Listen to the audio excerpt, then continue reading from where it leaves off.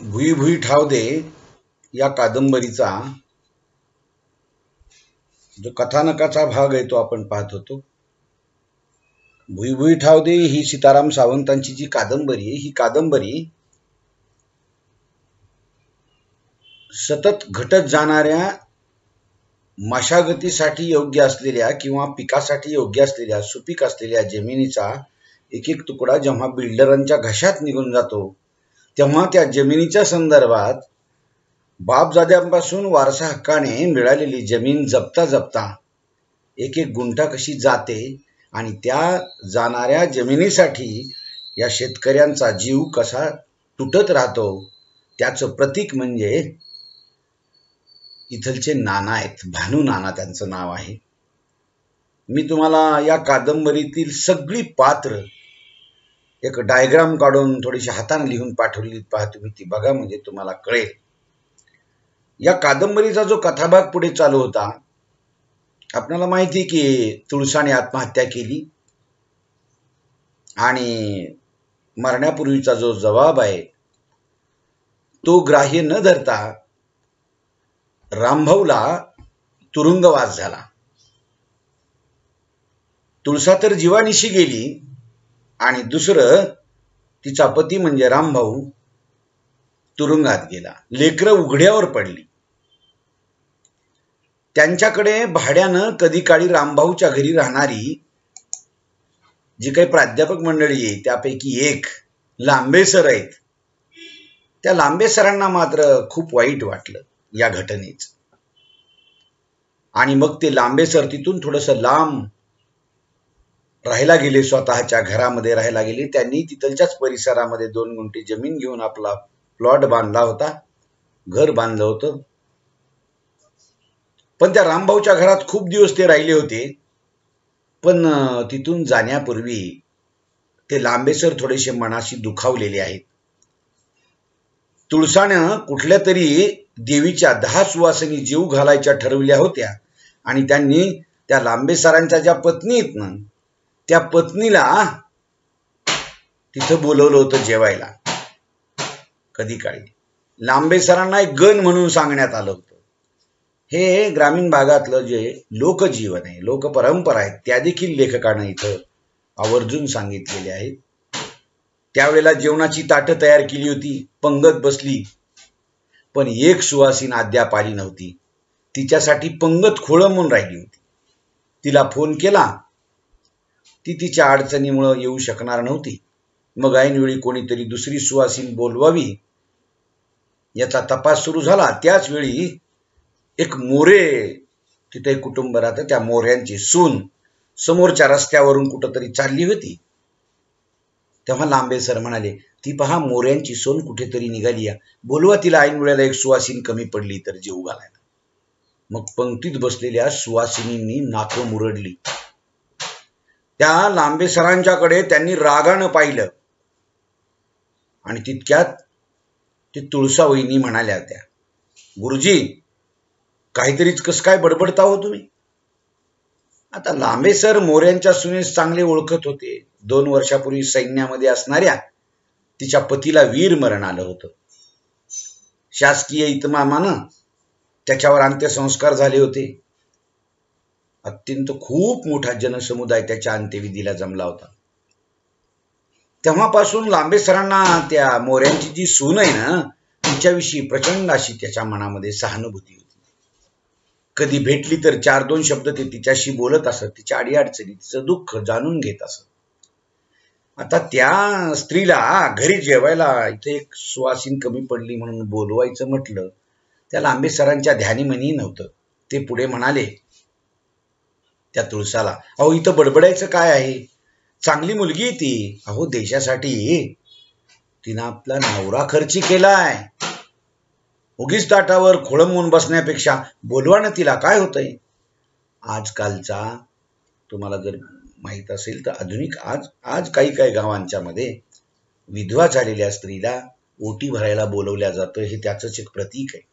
पुरोगामी विचाराचा आपला प्रचार करणारा हा लांबे नावाचा एक प्राध्यापक.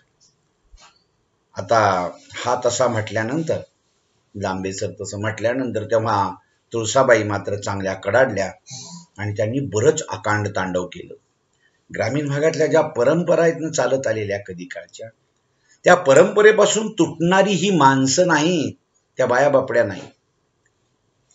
आणि मग ती तुळसा उलट त्या लांबे सरांना म्हणते, अहो माझ्या सुवासिनीस असं अपशकुन का करताय, आमच्याशी असं कपट का धरताय,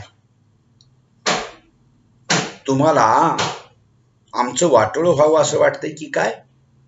अशी बरीच बडबड त्या तुळसानं केली. सर्व बायका, खुद्द लांबे सरांची पत्नी देखील तुळसाच्याच बाजूने बोलत होत्या. बघा, लांबे सर मग एकटच पडले. त्यांना काही बोलता आलं नाही, निरुत्तर झाले ते. लांबे सरांनी त्यांच्या कोणत्याच प्रश्नांची त्यांना उत्तरं दिली नाहीत. 4 बायकात त्यांचा असा पान उतारा होणं, तेही पाहुणा म्हणून जेवायला बोलवलेल्या माणसाचा, त्यांना ती रुचलं नाही. शेवटी त्या बायांनी काय केलं, सुवासिनींनी एक ताट पूजन केलं, त्याचं पंगत बसवली. आता विधवा असणं आणि सुवासिनी असणं यातला फरक लांबे सरांना कळत नव्हता का, कळत गेला. पण त्यांना वाटतं की पुरोगामी विचार काहीतरी दिला गेला पाहिजे. हे पुरणपोळीचं जेवण होतं त्या तुळसांच्या घरी, पण ते गोड असताना देखील लांबे सरांना मात्र ते गोड लागलं नाही. त्या प्रसंगातून लांबे सर आणि तुळसा या दोघांच्यातलं संभाषण बराच काळ बंद राहिलं, पुढच्या काळात देखील. तेव्हापासून हे लांबे सर मात्र दुखावले गेले त्या तुळसाच्या बोलण्यामुळे. लवकर ते तिथून उठले, जेवण करून स्वतःच्या घरी जायला निघाले. त्यांना खूप अपमान वाटू लागला, पण त्यांना वाटतं असं असलं तरी त्या सर्वाविषयी त्या लांबे सरांच्या मनामध्ये सहानुभूती होती, कारण तुळसानं आत्महत्या केली होती. हे आज तुळसानं आत्महत्या केलेली आहे, हे जो प्रसंग आहे ना, त्याच्या आधी लांबे सरांना त्या तुळसाच्या संदर्भात जी सहानुभूती आज त्यांच्या मनामध्ये निर्माण झाली अजून, आणि म्हणून तुळसानं आत्महत्या केली. हे सगळं अपमान लांबे सरांचा कधी काळी तिनं केला होता, तरी देखील त्या तुळसांच्या पोरांविषयी या लांबे सरांच्या मनामध्ये खूप करुणा होती. लहान असताना हे लांबे सर त्यांच्या चित्त भाड्यानं, म्हणजे हे मुलं जी लहान होती ना, तेव्हा लांबे सर त्यांच्या चित्त भाड्यानं राहत होते रामभाऊच्या घरी, म्हणजे तुळसाच्या घरी. तेव्हा ही जी आज आई वडिलांविना पोरकी झालेली जी 2 मुलं आहेत, ह्या मुलांना लहान असताना लांबे सरांनी कधी काळी आपल्या खांद्यावर खेळवलेलं आहे, कडेवर घेतलेलं आहे. आपल्या घासातला घास त्यांनी त्या मुलांना भरवलेला आहे. त्यांना अभ्यासाला बसवायचं त्यांनी. त्या मुलांना निर्माण होणाऱ्या अनेक शंका लांबे सर त्याचं निरसन करत होते.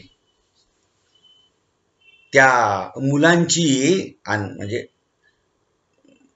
आई वडिलांविना पोरकी झालेली जी मुलं आहेत ना रामभाऊंची, ह्या दोन्ही मुलांना चुलत्यापाशी राहावं लागलं. ती चांगली वागतायत आज. आईबापाच्या माघारी पोरं बेवारस जरी वाटत असली तरी ती त्यांच्या आश्रयानं वाढत होती, चांगले संस्कार घडत होते. आणि हे सगळं पाहून लांबे सरांना मात्र त्या तुळसाचा कधी काळी राग आला होता, पण त्या मुलांच्या विषयी मात्र करुणा त्यांच्या मनात होती आणि त्यांना त्याचं समाधान वाटलं की ही मुलं मार्गाला लागतायत. नाना आणि अण्णा. आता नाना म्हणजे भानू नाना, अण्णा म्हणजे दामू अण्णा. ही 2 भावंड, भाऊ. ही तिसरा रामभाऊ होता, तो जेलमध्ये गेला, कारण त्याची पत्नी जी तुळसा आहे ना, तिने आत्महत्या केली. हा कथाभाग मागचा आहे. मग नाना आणि अण्णा यांच्यावरची जबाबदारी अजून वाढली, कारण तुळसानं आत्महत्या केली, रामभाऊ जेलमध्ये गेला. मग त्या मुलांना आता कुणी वाढवायचं, कोणीतरी जबाबदारी घेतली पाहिजे ना. हा जो दिलपा आहे का नाही, दिलीप, त्याला मात्र अकाली प्रढत्व आलं. तो गॅरेजमध्ये कामाला जाऊ लागला, येणाऱ्या गिरायकांच्या मोटरसायकली धुवू लागला, त्याला तेल पाणी वगैरे सगळं ऑइल वगैरे घालणं हे काम करू लागला. त्यानं त्या कामामध्ये चांगली प्रगती केली होती. तो दुचाकीचे पार्ट खोलून बसवू लागला, जोडू लागला आणि तो स्वतःच आता स्वतंत्र असं इंजिन काम देखील त्यानं सुरू केलं होतं. आणि गॅरेज मालक जो होता ना त्याचा शिकायला ज्याच्याकडे होता तो आधी, तो बशीर मिया आहे का नाही, तो आता सांगू लागला की हा जो दिलीप आहे का नाही, दिलीप तो आता स्वतःच सुंदरपैकी काम करायला लागलेला आहे. इकडं वसंता व मेडिकलला असणारी सुवर्णा हे दामू अण्णाची मुलं, हे दोघही म्हणजे वसंता आणि सुवर्णा ही दोघही भावंड जी आहेत ना, ही या दिलपाला थोडी मदत करत होती. चुलत भाऊ त्याचे, ही दोघही चुलत भावंड ना. हे त्याला सांगायचे, बघ तू फक्त चांगलं शिक गाड्यांचं काम, सगळी माहिती मिळव, पुढचं आम्ही बघू, तुला गॅरेज टाकून देऊ. आता ही त्यांनी असं त्याला आश्वासन दिलेलं असायचं. त्याच्यामुळे दिलपालाही आपला मोठेपणा वाटायचा, त्याला उभारी यायची. तो अधिक लक्ष देऊन गाड्यांची इंजिन साफ करायचा, त्याला तेल पाणी करायचा. म्हणजे बंद पडलेली इंजिन देखील तो चालू करायचा. आता आईबापाच्या माघारी असा हा दिलपा घर सावरू लागला. आता वैशाली ही त्याची लहान बहीण, ती मोठी झाली, तिला 2-3 वर्ष मोठी होऊन झालं.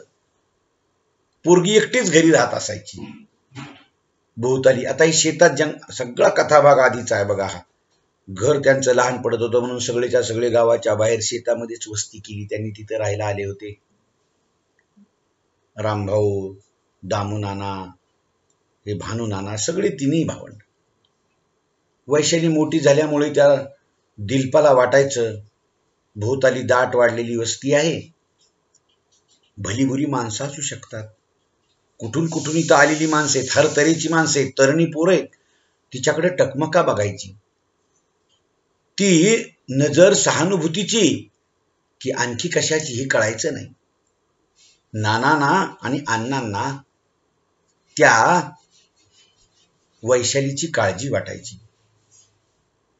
भोवतालच्या कॉलेजमधील पोरापुरींचं काही बाई चाललेलं त्यांना नेहमी दिसायचं, भलतं सलतं त्यांच्या कानावर यायचं. मग आईबाच्या माघारी म्हणजे आई आणि बाप यांच्या माघारी पोरीला डाग लागला नाही पाहिजे, तिला उजवायला हवी, तिचं लग्न करायला हवं. दोघं चुलत बोलत होती. 1 वर्षाच्या आत वैशालीचं लग्न करणं गरजेचं आहे असं त्यांना वाटू लागलं. तुळसा जाऊन 6 महिने लोटले होते, आता 6 महिनेच आपल्या हातात उरलेत. दोघा चुलत्याचं याबाबत एकमत झालं. बैठकीत त्यांनी दिलपालाही सोबत घेतलं. तो अजून पोरेलाच होता ना, पण जबाबदारीनं तो पोक्त बनलेला होता. त्याला चुलत्याचा आधार वाटत होता. त्यांचं म्हणणं पटत होतं त्याला. तुम्हाला कसं चांगलं दिसल तसं करा, मी काय तुमच्या शब्दाबाहेर आहे का, असा तो दिलपा म्हणायचा या वैशालीच्या बाबतीत. आता राम आणि तुळसा हे दोघेही पती पत्नी, जे दिलीप नाही का, हा जो दिलीप आहे, दिलीप हा मोठा होता. रामभाऊ, त्याची पत्नी तुळसा वारल्यानंतर, रामभाऊ जेलमध्ये गेल्यानंतर तो कळता होता थोडासा, त्याला माहिती होतं, त्याला कळत होतं. आणि या वैशालीचं लग्न करावं असं म्हणताना त्या तुळसा जाऊन 6 महिने झालं, 1 वर्षाच्या आत लग्न केलं पाहिजे अशी एक प्रथा होती ग्रामीण भागात आजही, की आई किंवा वडील कोणीही जरी वारलं, मुलगी वयाला आली असेल, उपवर झाली असेल, तर तिचं लग्न त्याच वर्षात करावं लागतं, नाही त्या वर्षभरातच, नाही तर 3 वर्ष करता येत नाही, अशी एक लोकसमजूत आहे, लोकजीवनामधली लोकपरंपरा आहे. आणि म्हणून ते म्हणतात की आता 6 महिने निघून गेले, 6च महिने हातात राहिलेत. आणि मग दिलपाचं कुटुंब जरा तुटल्यासारखं वागत होतं, पण त्याच्या माघारी मात्र चांगलं सूत जुळलं. दिलपा समजूतदार निघाला. लहानपणी त्याला चुलते व चुलत्याविषयी आपुलकीपेक्षा तिरस्कार अधिक वाटत होता. आधी त्याची आई या तिरस्कारात भर टाकत असायची. ही जी तुळसा होती ना, जिने आत्महत्या केली, ती जरा तापट स्वभावाची होती. ती लहान मुलांना देखील आपल्यासारखं शिकवायची, तिच्या मुलांना. आणि चुलत्याचे मुलं जी म्हणजे ह्याची जी चुलत भावंड आहेत त्यांच्यासोबत जास्त राहू द्यायची नाही. आणि म्हणून त्याला लहानपणची पोरांची भांडणं आठवत होती आता त्या दिलपाला. मूठ मारल्यामुळे बैल मरतो म्हणे, काळ्या जिभेची हाडळे, अशा तिरस्काराची पेरणी करणाऱ्या अनेक भानगडी त्यावेळी मुलांच्या कोवळ्या वयात घडत होत्या. ही सगळी कशावरून तरी भांडणं करणारी जावा, ते दीर, आणि त्यातून ह्या लहान भावंडांची होणारी भांडणं, या सगळ्या गोष्टी त्याला आज आठवतात. आणि त्याच्यामुळे मनावर एक तिरस्काराची पेरणी होत असायची तुळसामुळे. आपल्याच लोकांना परक समजण्याची उगवण त्यातून होत असायची. पण आईबाबाच्या माघारी मात्र या लोकांनी त्याला जीव लावला, त्याला माया दिली, या दिलपाला, नाही का. ही माया दिलपाच्या मनातली सगळी जळमट गळून गेली. चुलत्यांची दुधाच्या साईसारखी घट्ट माया पाहून त्याच्या काळजाला थोडासा थंडावा मिळत होता. हे अशा रीतीचं जे वागणं आहे ना, लक्षात ठेवा की दिलीप आणि वैशाली ही तुळसा आणि रामभाऊची मुलं आहेत. तर लहानपणी ही तुळसा जी आहे का नाही, ह्या दिलपाला आणि त्या वैशालीला ह्यांच्या चुलत भावंडासोबत खेळू द्यायची नाही. खेळलं, थोडं भांडण झालं तरी ती वेगवेगळ्या रीतीनं बोलायची. हिचा बैल मेला रामभाऊचा तरी म्हणायची, त्या माझी जी मोठी म्हणजे जाऊ आहे ना, तिनं मूठ मारली म्हणून मेला. म्हणजे ग्रामीण भागातल्या गावगाड्यातल्या अंधश्रद्धा देखील कशा त्या काळात किंवा आजही ग्रामीण जीवनात आहेत. तर त्याच्याविषयी भाष्य लेखकानं अत्यंत बारकाईनं केलेलं आहे, हे आपण लक्षात येतं. पहा, मी तुम्हाला याच्या पुढचा जो भाग आहे मी एक्स्ट्रा पिरियड मुद्दा म्हणून घेतलेला आहे. आता याच्यानंतरचा भाग मी दुसऱ्या तासाला सांगतो, कारण 9:20च्या वर झालेली आहे. दुसरा